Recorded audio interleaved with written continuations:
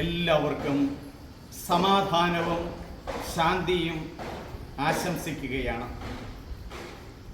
നിങ്ങൾക്കായി ഒരു രക്ഷകൻ പറഞ്ഞിരിക്കുന്നു. രക്ഷകൻ, ഒരു സേവിയർ ജനിച്ചിരിക്കുന്നു. നമ്മുടെയൊക്കെ കുടുംബങ്ങളിൽ കുഞ്ഞുമക്കൾ ജനിക്കാറുണ്ട്. ഈ 2024 ഒരുപക്ഷെ ഈ വചനം കേൾക്കുന്ന പലരുടെയും കുടുംബങ്ങളിൽ ആൺകുട്ടിയായിരിക്കാം പെൺകുട്ടിയായിരിക്കാം ജനിച്ചത്.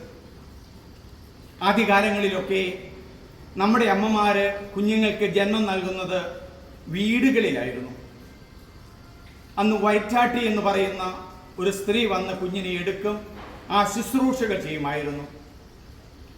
ഇന്ന് നമുക്ക് ആശുപത്രികളിലായി സാധാരണഗതിയിൽ 99% കുഞ്ഞുങ്ങൾക്ക് ജന്മം നൽകുന്നത് വളരെ ഹൈജീനിക്കായ നല്ല ആശുപത്രികളിലാണ്. അതുമായി ബന്ധപ്പെട്ട് മരുന്നുകളുണ്ട്, ഉപകരണങ്ങളുണ്ട്, പലതുണ്ട്. എന്നാൽ 2000 വർഷങ്ങൾക്ക് മുമ്പ് ഉണ്ണീശോ ബെത്ലഹേമിൽ പിറക്കുമ്പോൾ ഒരു തൊഴുത്തിൻ്റെ ഹൈജീൻ, ആരോഗ്യപരമായ സ്ഥിതി എന്താണ്?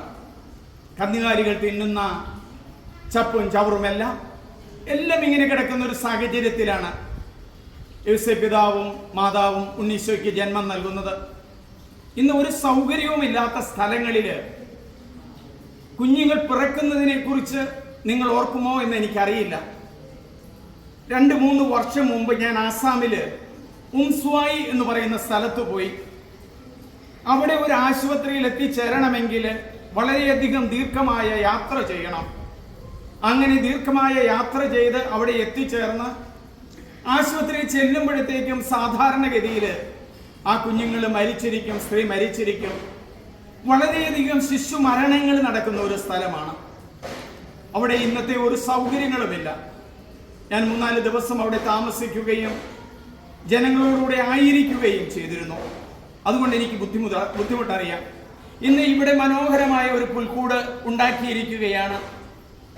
സിസ്റ്റേഴ്സ് ആണ് ഇത് ഉണ്ടാക്കിയിരിക്കുന്നത്. ഇവിടെ വെള്ളം ഒഴുകുന്ന ഒരു ചാലി ഞാൻ കണ്ടു. വളരെ മനോഹരമാണ്. ആദ്യമായിട്ട് ഫ്രാൻസിസ് അസീസിയാണ് ഈ പുൽക്കൂട് എന്നുള്ള ഒരു ആശയം കൊണ്ടുവരുന്നത്. അസീസി പറഞ്ഞു, തൻ്റെ സഹോദരങ്ങളോട്, കൂട്ടുകാരോട്, ബന്ധുമിത്രാദികളോട് പറഞ്ഞു, പുൽക്കൂടുണ്ടാക്കണം. ഒരു ഗുഹയായിരുന്നു തിരഞ്ഞെടുത്തത്. അവിടെ ഉണ്ടായിരുന്ന സ്നേഹിതരുമെല്ലാം മനോഹരമായ ഒരു പുൽക്കൂട് നിർമ്മിച്ചു. ആ പുൽക്കൂടിൻ്റെ മാതൃകയാണ് ഈ 12-ാം നൂറ്റാണ്ടിൽ തുടങ്ങിയതിൻ്റെ മാതൃകകളാണ് ഇന്ന് ഈ കാണുന്ന ക്രിസ്മസ് കാര്യങ്ങളൊക്കെ. അന്ന് നക്ഷത്രങ്ങളില്ല. ഒരുപക്ഷെ ഉണ്ണീശോയുടെയും യോസേപ്പ് പിതാവിൻ്റെയും ഒക്കെ രൂപങ്ങളുണ്ടായിരിക്കാം. ഇവിടെ മാലാഖമാരുണ്ട്, ക്രിസ്മസ് ട്രീ ഉണ്ട്. ക്രിസ്മസ് ട്രീയുടെ ആരംഭം 16-ാം നൂറ്റാണ്ടില് ജർമ്മനിയിലാണ്. ജർമ്മനിയിൽ ഉണ്ടാക്കി. കാരണം കൊടും തണുപ്പിന് എല്ലാ മരങ്ങളും ഇലപൊഴിച്ച് ശൂന്യമായി നിൽക്കുന്നത് പോലെ നിൽക്കും. ആ കാലഘട്ടത്തിൽ ഒറ്റയ്ക്കൊരു മരം ഇല പൊഴിക്കാതെ നിൽക്കും. അതിൻ്റെ പേരാണ് ഫയർ ട്രീ. കത്തുന്ന മരമെന്നോ വല്ലോ പറയാം. നമ്മുടെ നാട്ടില് കുന്തിരിക്ക ചെടി എന്ന് പറയുന്നതായിരിക്കണം.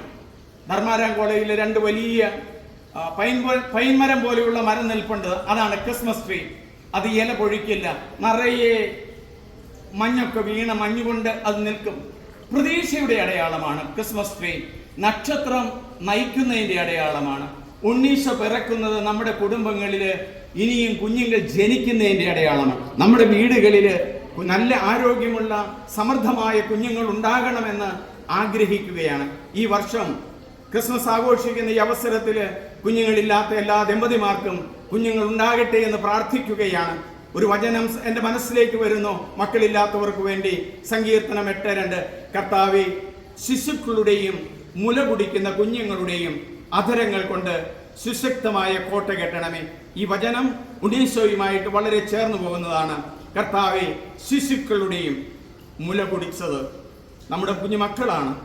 ബൈബിളിൽ തന്നെ ആ പാലൂട്ടിയ അമ്മ എത്രയോ സൗന്ദര്യമാണ്, എത്രയോ മഹത്വമുള്ളവളാണെന്ന് പറയുന്നു. പാലൂട്ടുന്ന എല്ലാ അമ്മമാരെയും സമർപ്പിക്കുന്നു.